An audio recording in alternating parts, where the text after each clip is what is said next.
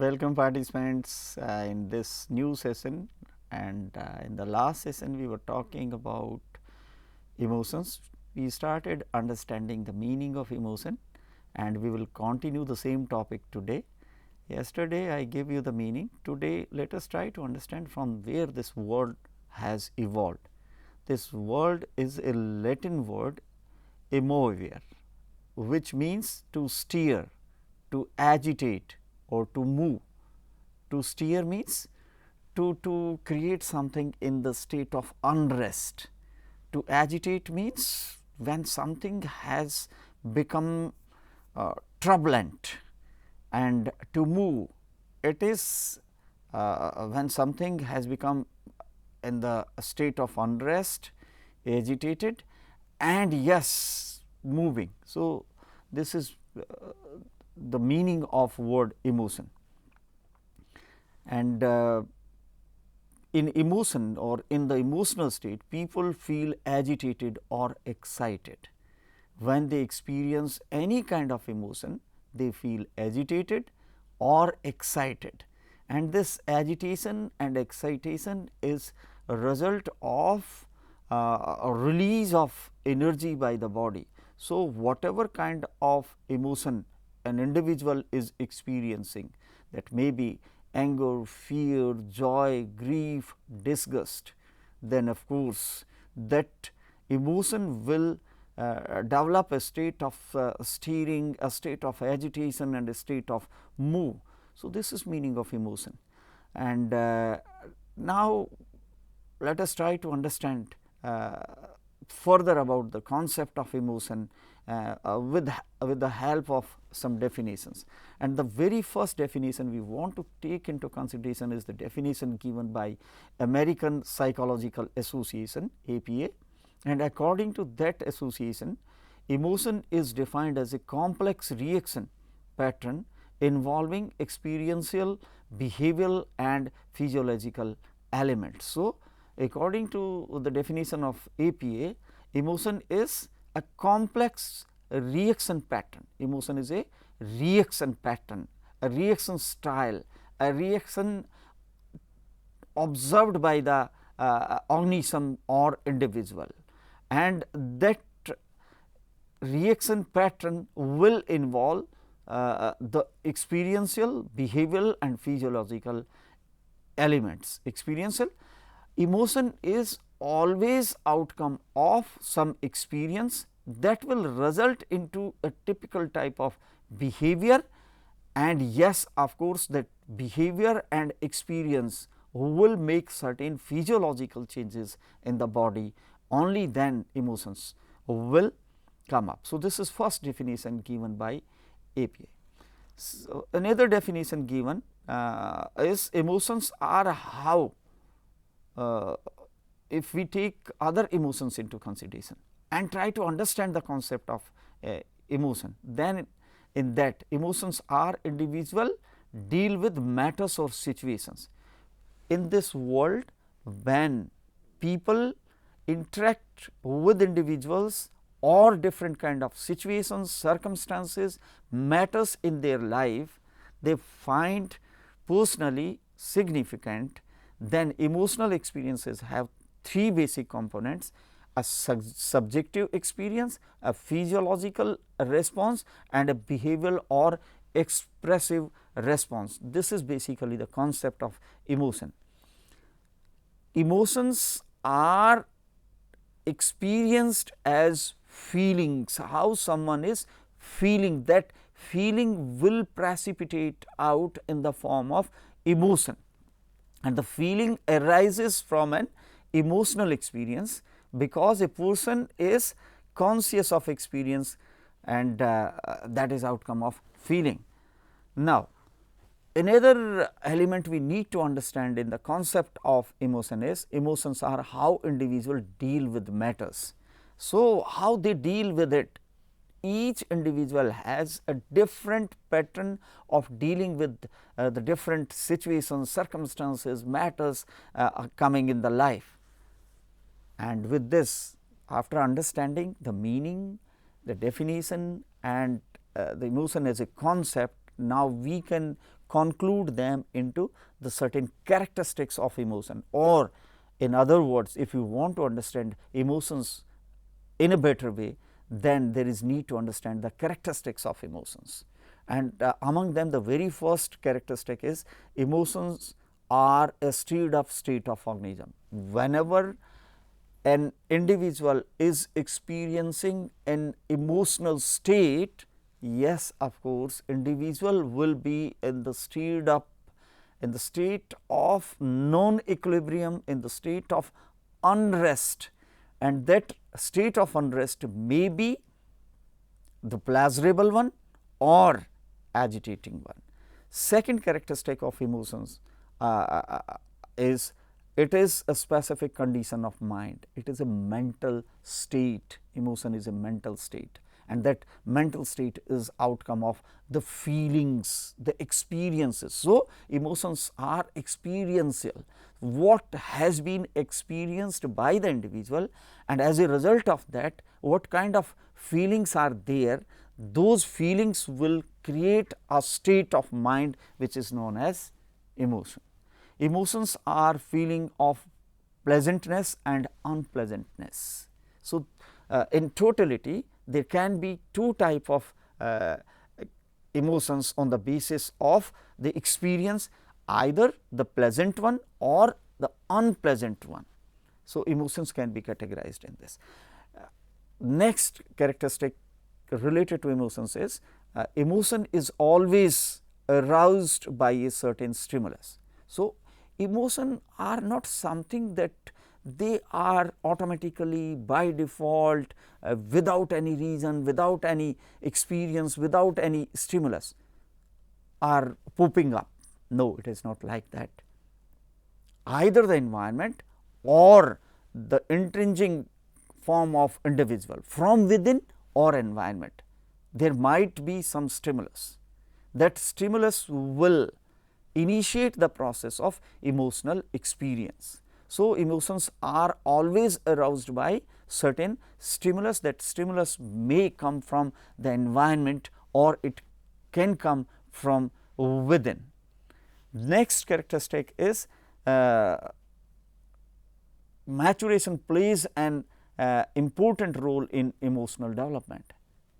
How an individual is mature, what is level of maturity, that will play an important role in the emotional development of a person. That is one of characteristic of emotion.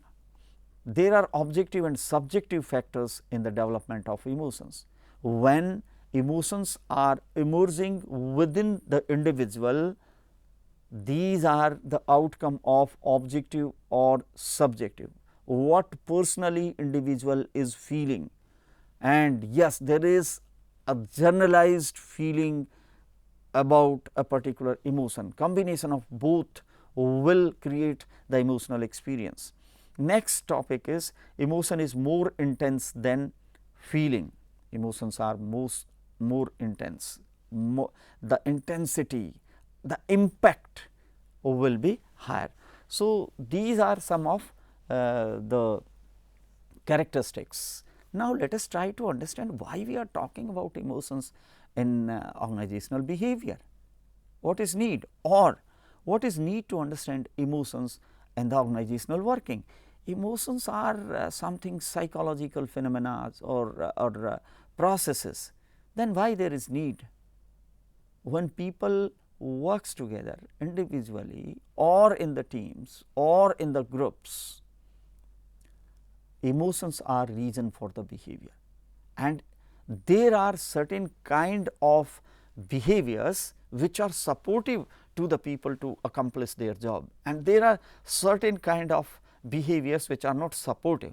Now, if we are talking that emotions can result in a specific type of behavior, then there is need to understand the phenomena of emotional working with the behavioral aspect. What kind of emotions create those set of behaviors which are supportive in the accomplishment of individual, team and organizational goal, as well as what are different emotions which can have negative impact on the behavior of people.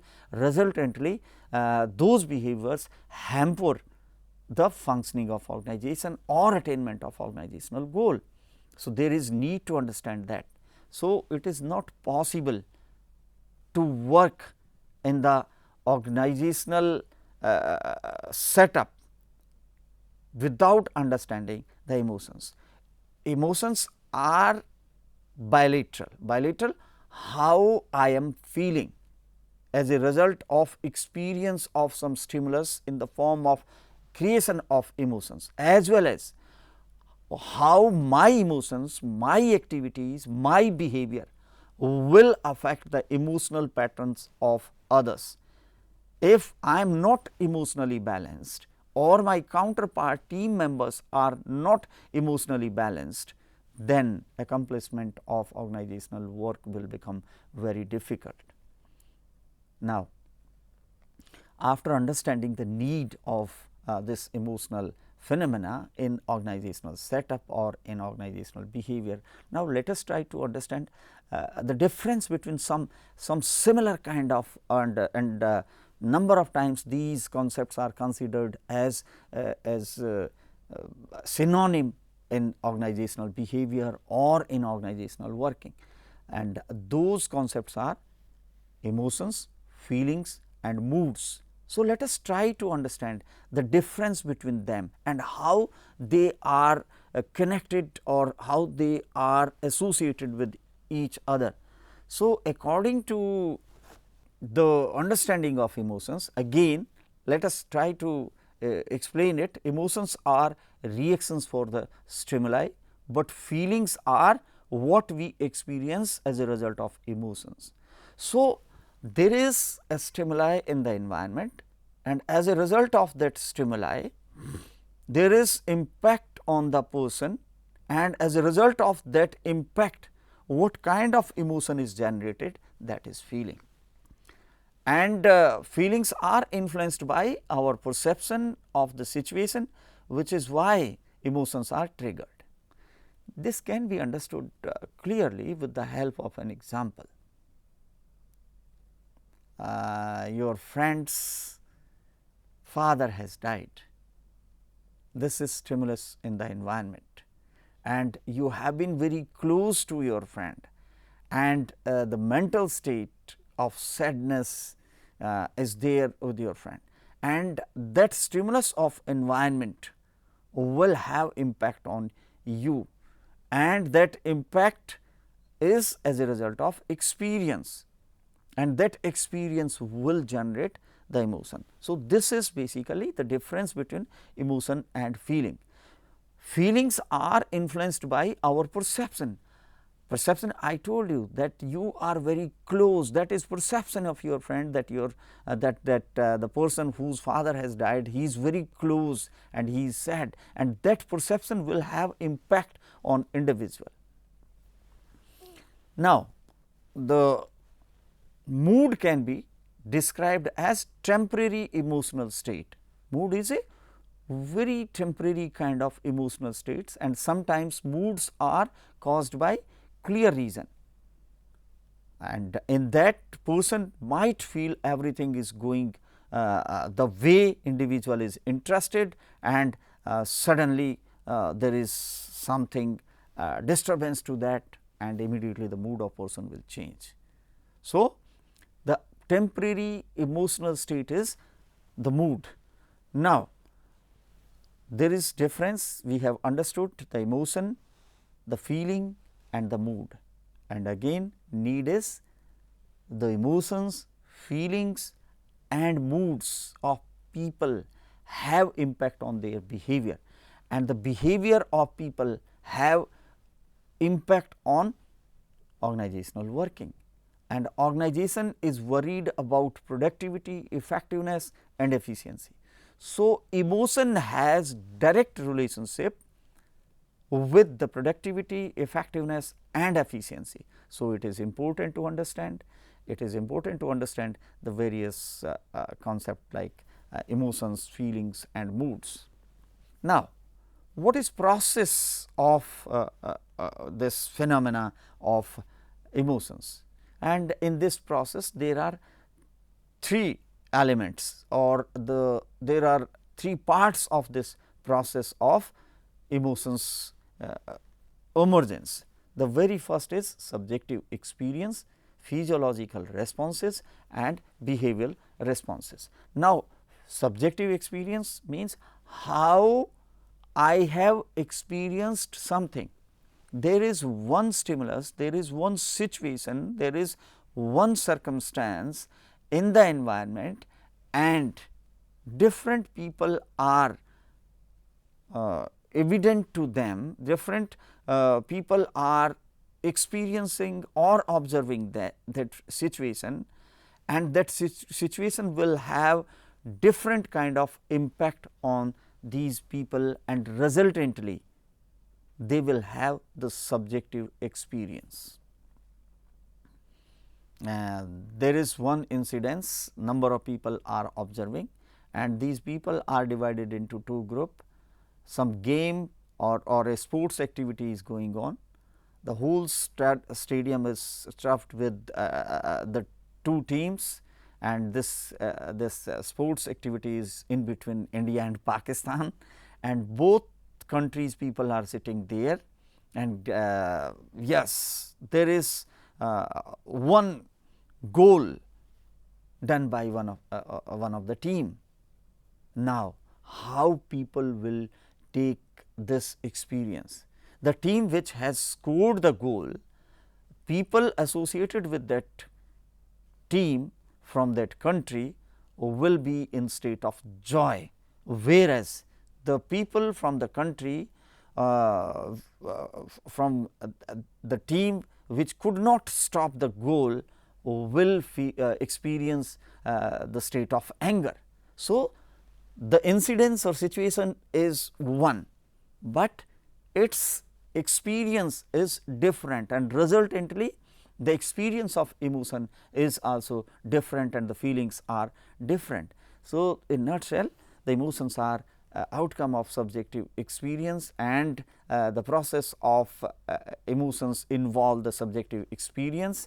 And then next is, once that experience has been taken as a result of stimuli in the environment, then what kind of physiological changes will happen within that.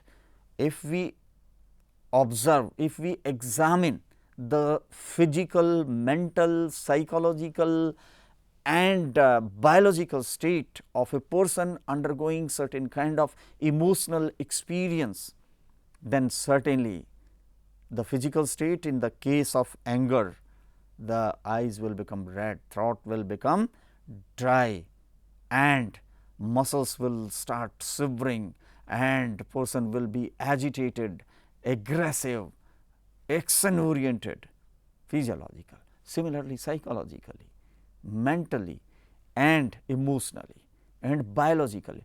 Why the changes of dryness of throat, red eyes, red face and shivering hand, and there is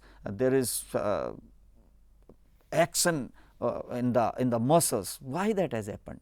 This has happened as a result of the hormonal secretion, and this hormonal secretion is consequence of the biological processes. So, the physiological response will be generated as a result of the subjective experience, and then as a result of both the subjective experience and physiological changes or physiological responses, the individual or organization will come into the action mode, and that action mode is the behavioral part. So, we can understand the complete pattern of emotional process. First, it is subjective experience, consequently physiological responses generated by the body virtually and physically, and then when we were trying to understand the definition of emotions, then we were talking about that it is stirred up state, agitated state, and person is in the responsive state. So, consequently the person will be motivated to the action that is known as behavior. Now, let us try to understand different types of emotions and what is need, because when I was explaining what is need to understand emotion or emotional intelligence in organizational behavior, I told you that there are certain set of behaviors which are associated with the emotions which would be helpful in the attainment of organizational goal, whereas there might be certain emotions generating the behavioral patterns which are hampering the organizational work. So, we need to understand, or we need to segregate and categorize the emotions, and for that there is need to understand different types of emotions. So, in 1972, a great psychologist Paul Ekman suggested that there are 6 basic emotions that are universal throughout human culture. So, Paul gave the set of 6 different emotions, and these 6 basic emotions according to Paul are fear, disgust, anger, surprise, happiness and sadness. But in 1980s, Robert Fulton introduced another emotional classification system which is known as wheel of emotions, and this wheel of emotions basically describes that how different emotions can be combined and mixed together. Much of the way an artist mixes primary colors to create other colors, that is how the Ekman has described it. But in 1999, Ekman expanded this list to include a number of other basic emotions, including embarrassment, excitement, contempt, shame, pride, satisfaction and amusement. These were included. Then further, the Plutek proposed 8 primary emotional dimensions: happiness versus sadness, anger versus fear, trust versus disgust and surprise versus anticipation. And these emotions can be then combined to create others. These emotions will create others also, and such as happiness, anticipation will get converted into the excitement. There are other philosophers who have included or who have conducted research in this field, and among them the team from Glasgow also worked in 2014, and they have further worked out different kind of emotions, different type of emotions. And in general, let us try to understand what are different emotions, and among them the very first one is happiness. Now, what is happiness? Happiness is often expressed by the smiling or speaking in the upbeat tone of voice, and it accompanied the sense of well-being and satisfaction. Happiness is consequence of that. Second emotion is sadness, and that someone might express sadness in crying, being quiet and withdrawing from others, that is sadness. And next is fear, and it can be a reaction to the actual perceived threats. What kind of reaction is given by individual towards a threatening incidents? Disgust.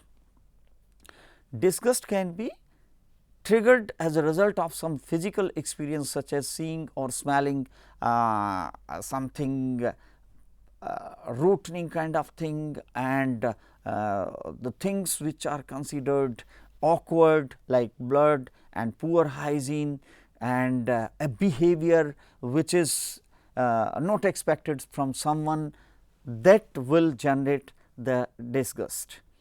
The next is anger. Anger is expressed with the facial expressions. Nearly all the emotions include the facial expressions, and it is like frowning, yelling and violent behavior, a combination of all that. and anger can motivate a person to be violent and maybe agitate the person to the state where individual can harm to the self or to others. And the next is surprise. Surprise can be pleasant and unpleasant both. Suddenly there is good news, unexpected good news in the family, that will bring the surprise, or there is sudden death in the family, unexpected sudden death in the family, that will be unpleasant surprise. Now, emotions can further be divided into two categories, the positive emotions and the negative emotions. Positive emotions are the pleasant and desirable state. Positive emotions are the emotions people want to attain that mental state of emotion, like joy, pleasure, happiness. Whereas, the negative emotions are the emotions which would be painful, depressive, sedative in there, and these are two, positive and negative. Now, why we should talk about positive and negative? If a person in the organizational working is in state of a positive set of emotions and another person is in the negative emotional state, both of these person will have different kind of behavior, and these different kind of behavior towards organizational work will have impact on the productivity, effectiveness and efficiency. So, these are positive and negative emotions, and there are various theories. In one of the session I told you that theories are the means how we can approach some concept, some phenomena, some happening to understand it, to explain it. So, theories plays that role. So, let us try to understand the theories of emotions. Theories of emotions means how we can understand the emotions and how emotions can be explained. So, these are the different theories, and these theories are the James Lange theory, facial feedback theory, then Schacher-Singer theory and cognitive appraisal theory. And with this we will conclude this session. We will try to understand all these theories in the next session. So, I think that participant might have enjoyed the learning. Thanks for the participation. Thank you. Thank you.